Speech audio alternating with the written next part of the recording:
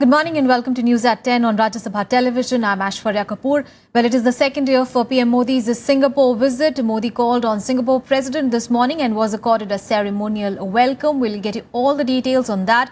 In the top international news, the US has issued a worldwide travel alert for its citizens in response to increased terrorist threats, even as Obama is scheduled to meet French President later today. All the details on that and more news coming up in the next half an hour.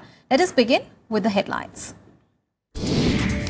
Prime Minister Narendra Modi meets top Singapore leaders. Several treaties signed between the two sides. Earlier, Modi delivered a 37th Singapore lecture, says the nation's backing terror outfits should be made accountable.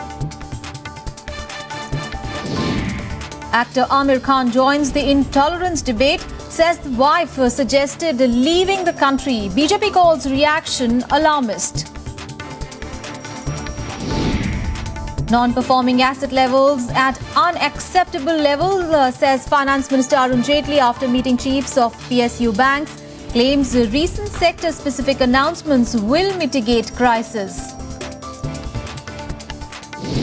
Major political parties in Nepal agree to table Constitution Amendment Bill over Madheshi demands. Move after fresh round of violence following killing of 4 protesters. And US issues worldwide travel alert to its citizens amidst recent terror threats.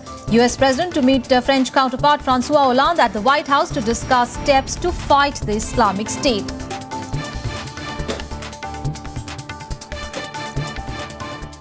Our top story, Prime Minister Narendra Modi today met top Singapore leaders, including the President and the Prime Minister of that country. It is Modi's second day of the visit to Singapore. Now, several pacts have been signed to boost bilateral ties.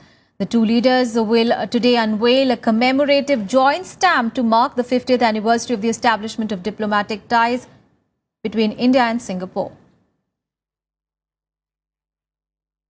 Earlier on Monday, PM in his lecture entitled India's Singapore Story said that he drew many lessons from Singapore.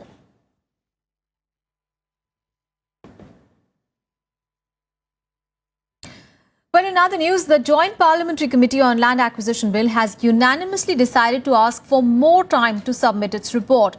The JPC would ask Parliament to extend its term for 3 weeks. The committee met on Monday, just 3 days before the winter session of Parliament is to begin. Well, according to sources, members of the Congress and the Trinamool Congress said that any meeting of the JPC was useless until the government cleared its stand on the pending land bill in Rajya Sabha. Now, these members also said that Prime Minister Narendra Modi had announced in his radio program Mann Ki Baat that the government was not pushing this bill anymore. The JPC is examining 14 contentious clauses of the land bill on which there is no consensus as yet. And Finance Minister Arun Jaitley met the chairman and the MDs of public sector banks and financial institutions on Monday. He reviewed steps taken by the government and the central bank to improve their asset quality. Jaitley said that the government has been proactive in taking measures to address problems in stressed sectors. Calling bad debts of banks a legacy issue, the finance minister is confident that banks can win their battle against willful defaulters. According to him, the imminent bankruptcy law will only empower them further. Gross NPAs of public sector banks rose to 6.03% in June 2015. They were 5.2% in March 2015. In August, the government announced 70,000 crore capital infusion in PSBs over 4 years, starting with 25,000 crore this fiscal. Series of steps which the Reserve Bank has announced, which some of the banks have been implementing, will certainly improve on the quality of those assets. Additionally, the government also has been extremely proactive in responding to each of the sectors. Jaitley also reviewed credit offtake by sectors like home, education and corporates, the Jan Dhan Yojana and Prime Minister's social security schemes. The banking system, which is the lifeline of the economy, continues to fund various segments of the economy in order to grow. Now that the growth rates are somewhat picking up, and therefore the pressures of the past need to be removed as far as possible. The government also has plans to sell shares in state-run companies when the market improves. It could raise about $14.4 billion by reducing stake in state-run banks to 52%. But so far, the government is struggling to meet its asset sale targets to plug its deficit. Kriti Mishra, Rajya Sabha TV. Meanwhile, Union Food Minister Ramvilas Paswan has assured that the government was taking steps to curb the tomato price rise. Paswan said that the output had not declined and the price of over 60 rupees per kilo was due to disruption in supply from rain-affected South India. On pulses, for which prices are still above 180 rupees per kilogram, Paswan said that the government had taken a slew of measures, including imposing stock limits and action against hoarders and importers.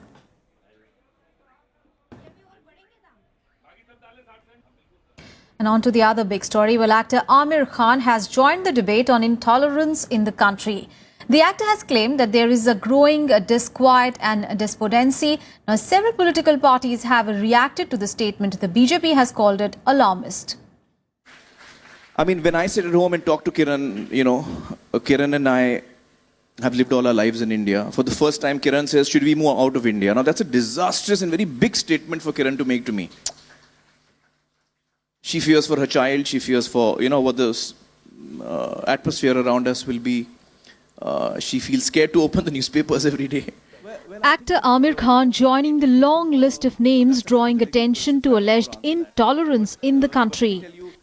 Speaking at the 8th edition of the prestigious Ramnath Goenka Excellence Awards, Aamir said that he is worried about what he said was extreme thinking. Well, for me, acts of terror are, not connected to any religion. So whether it's a person who feels he's a Muslim and is doing an act of terror, I don't think he's following Islam. Aamir also took the opportunity to comment on the growing censorship in films. You have to follow your heart, your conviction, what you essentially feel is what you have to follow. And when you do that, there's a certain energy that comes into your work or, in journalism as well. That is very intangible, which people sense, which they feel. And I think that's what's worked for me, in a sense. Because I've never followed any rules of mainstream cinema, or for that matter in SMJ. Political parties were quick to react to Aamir's statement. Delhi Chief Minister Arvind Kejriwal tweeted, BJP should stop silencing voices through abuses and threats. It is high time that central government took concrete steps to instill sense of security amongst people. जो विभिन्न धर्म, विश्वासों और पूजा में विश्वास रखते हैं, उनके बीच में अगर सहिष्णु वातावरण बनाने में नाकामयाब हैं, तो पुनः एक बार फिर सहिष्णुता पर देश में बहस होनी चाहिए। आमिर खान का कहना काफ़ी हद तक सही है। स्थिति तो बिगड़ती जा रही है। जिस तरह से पूरी दुनिया में, पूरे विश्व में जिस तरह से आतंक का एक खतरा मंडला रहा है, वो खास के युवा पीढ़ी के लिए बहुत ही चिंता का विषय है। But there were voices who also questioned Aamir. Actor Anupam Kher tweeted, "Did you ask Kiran which country would she like to move out to? Did you tell her that this country has made you Aamir Khan?" Before Aamir, Shah Rukh Khan has also voiced concerns over alleged intolerance in the country. Several filmmakers, scientists, writers and historians have recently returned their national and state awards in protest. Bureau Report, Rajya Sabha TV. Well, India is seeking assistance from Switzerland in the probe of Swiss bank accounts of Congress leader Praneeth Kaur and her son Raninder Singh.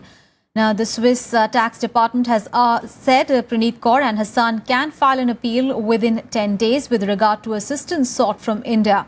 The Swiss tax department has made these disclosures in the two separate notifications published in the Switzerland government's Federal Gazette. The notifications did not disclose further details about the two, except for their nationality and their dates of birth. No immediate comments could be obtained from Kaur and her son. Earlier, when her name had come up in a leaked HSBC list, Kaur had denied having any account in her name with any foreign bank. Now, this is the latest in a series of such disclosures made by the FTI about information requests from India and other countries with which Switzerland has mutual assistance treaties in tax-related cases.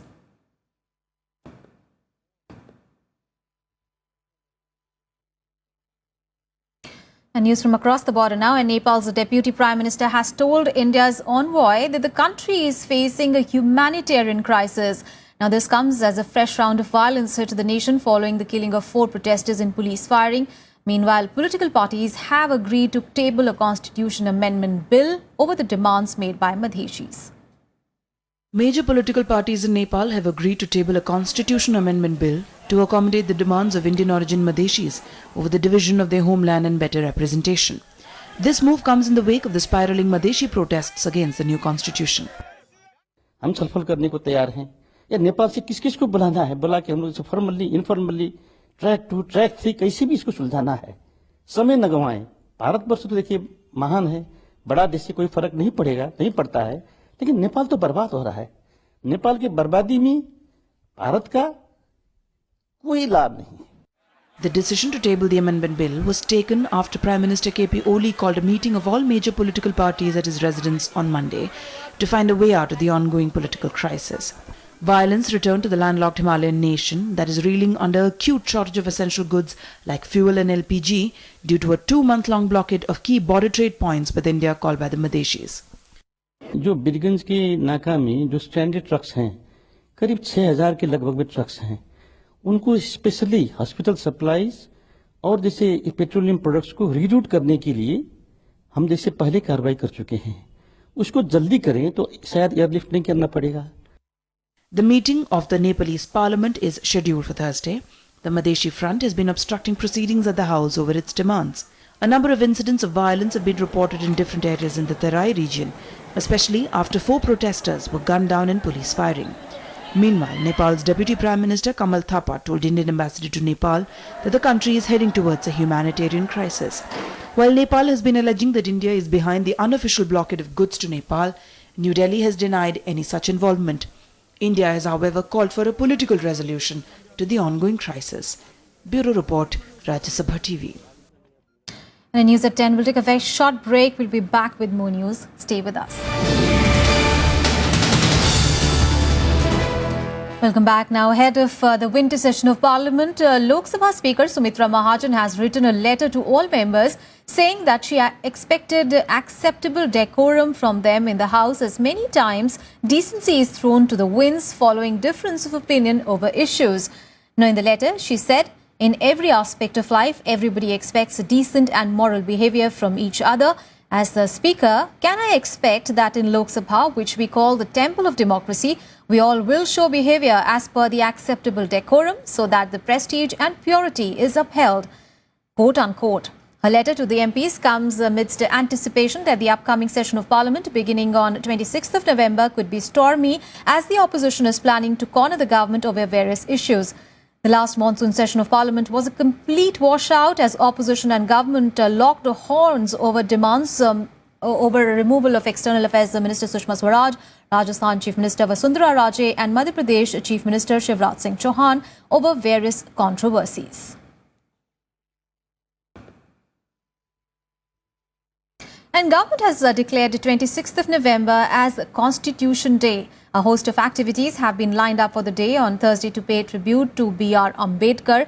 A special session of Parliament has been planned in which MPs will pay tribute to one of the key framers of the Constitution. There are also plans to illuminate the Parliament House complex on the day. The Constitution was adopted on 26th of November 1949 before it came into force on 26th of January 1950. The Constitution Day events will be a part of the year-long nationwide celebrations to mark the 125th birth anniversary of B.R. Ambedkar, the Dalit icon. Colleges have been urged to organize mock parliament sessions and debates on the Constitution Day on 26th of November. Schools have been asked to ensure that students should read out the preamble to the Constitution in the school assembly on that day. Meanwhile, NDA will hold a meet on Wednesday to firm up its strategy for the winter session of Parliament. The government is likely to face opposition from the Congress-led opposition over a host of issues, including the alleged rise of intolerance in the country. With the land ordinance allowed to lapse, the government's priority in the session will be to take up 3 other ordinance-related bills.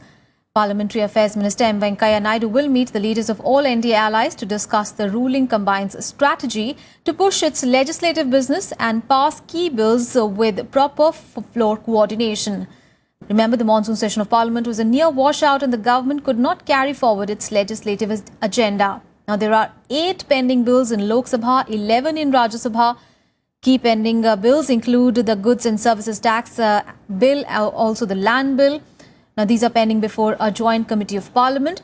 The winter session will run from 26th of November to 23rd of December. And now a look at all the news and events lined up for the day in the day ahead. Counting of votes for the bypoll of 2 Lok Sabha and 5 Assembly constituencies will take place today. The polls were held on 21st of November. Lok Sabha seats which went to polls are Ratlam in Madhya Pradesh and Warangal in Telangana. Well, out of 5 Assembly constituencies, 2 are from Manipur and 1 each from Madhya Pradesh, Manipur and Meghalaya. Top Alpha leaders will meet Union Home Secretary Rajiv Mehrishi to discuss ways forward for a possible peace agreement ahead of next year's Assam Assembly polls. Mehrishi will review various aspects of Alpha's demands with a delegation of the insurgent group led by Chairman A. Raj Koha. Now, Alpha delegation is also likely to meet Home Minister Rajnath Singh during their visit to the national capital. A Delhi court will hear Himachal Pradesh Chief Minister Veerbhadra Singh's plea in a disproportionate assets case. Veerbhadra Singh has accused the CBI of not furnishing the complete copy of the FIR lodged against him. CBI had registered a preliminary inquiry which was converted into a regular case this September against Singh and his family members for allegedly amassing wealth of 6.1 crore rupees.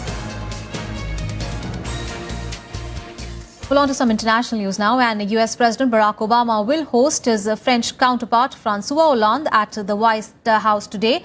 Now, both the leaders will discuss strategies to step up the fight against Islamic State.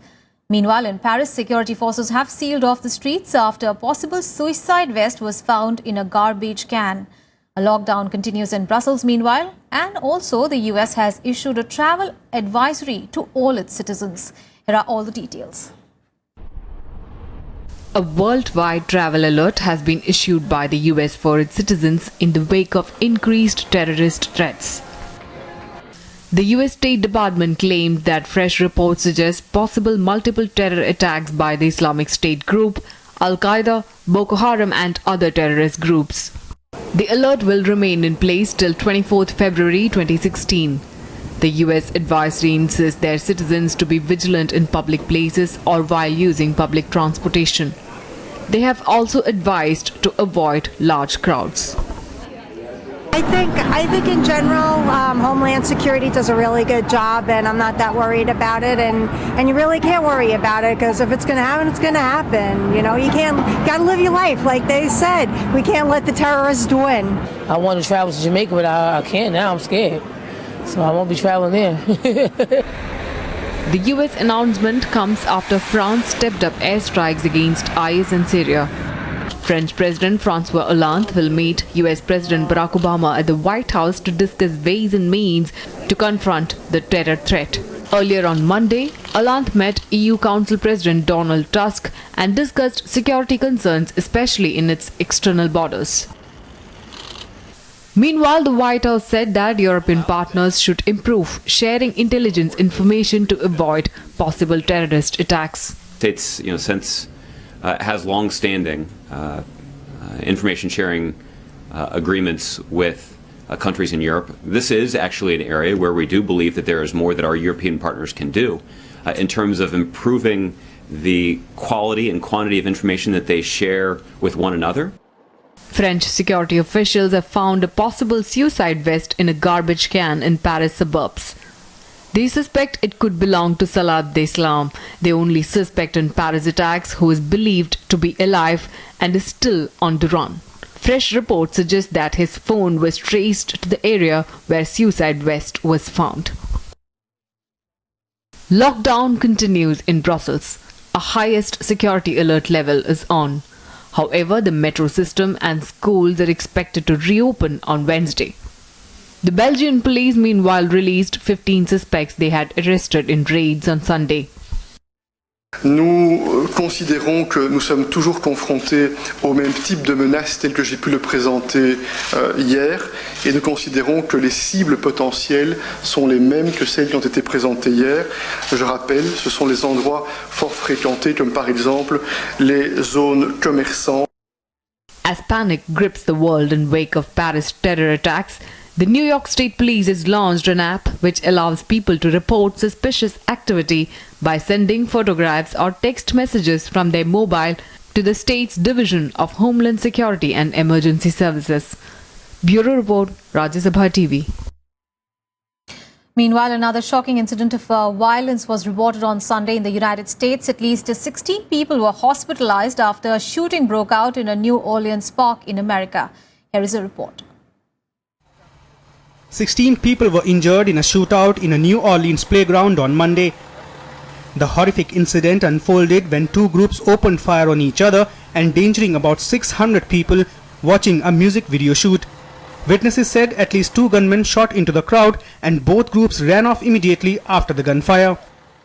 The New Orleans mayor urged people to come forward with information about the gunmen.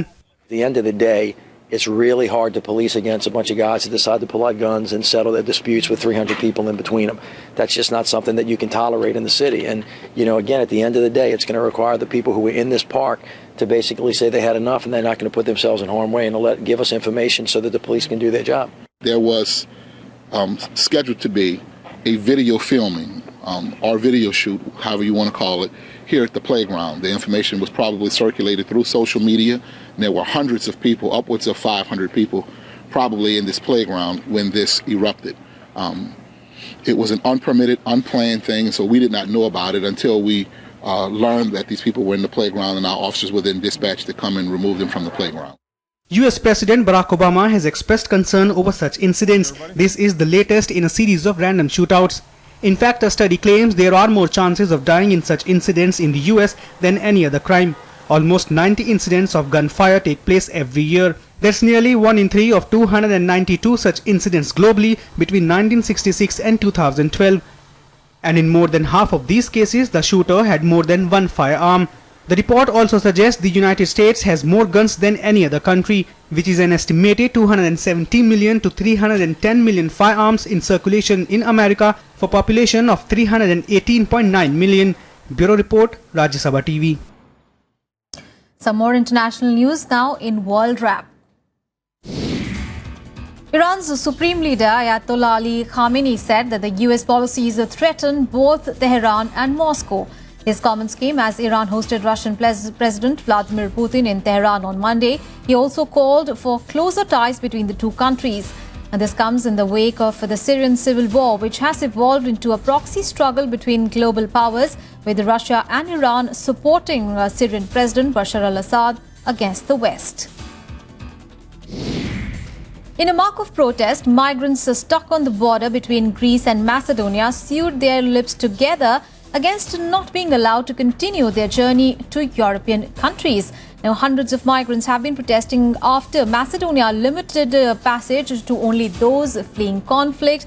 Restrictions came in the wake of horrific Paris attacks 2 weeks ago. Ukraine has suspended deliveries of goods to Crimea as the region still reels under a major power blackout. Only few essential services are operational in Crimea after key electricity pylons connected to the peninsula were knocked down in Ukraine. Now, protesters, including Crimean Tatars, are preventing the repair work. Russia, meanwhile, warned of retaliatory measures. At least 2 pilots were killed when a US Army Apache helicopter crashed in central South Korea on Monday during a training mission. The identities of the pilots have been withheld. Nearly 28,500 US troops are stationed in South Korea in joint defense with its forces against North Korea. Let's now get you all the sporting action in Sports Beat. In a mixed day for men's hockey, India beat number 1 ranked Australia 3-2 in the third and the final test after a last-minute goal from Akashdeep Singh. However, India lost the series that was decided by a shootout, which ended 3-2 in Australia's favour. VR Raghunath, Akashdeep Singh and captain Sardar Singh failed to score in that shootout. Rohan Bopanna and his doubles partner Florin Mergia rose 3 places in the latest men's world doubles ranking to be at number 9. The Indo-Romanian pair had finished runners-up at the ATP World Tour Finals on Sunday. Meanwhile, in women's doubles, the reigning Wimbledon and US Open champions Sania Mirza and Martina Hingis remained the world number 1 pair. Suspended FIFA President Sepp Blatter and Vice President Michael Platini could face 7-year bans from football if found guilty of corruption claims. FIFA ethics investigators have opened proceedings against the two and are likely to announce its verdict by Christmas. Both Blatter and Platini are serving 90-day provisional bans. They, however, deny any wrongdoing. The International Olympic Committee announced French as the official language for the 2016 Olympic Games. A ceremony was held with members of Brazil's French community who held a minute's silence in the honor of the victims of this month's Paris attacks. French has long been considered the official language of the Olympic Games, with its opening and closing ceremonies partially held in French. Well, that's all in this edition of news, but news and updates continue on your channel. Keep watching Rajya Sabha TV.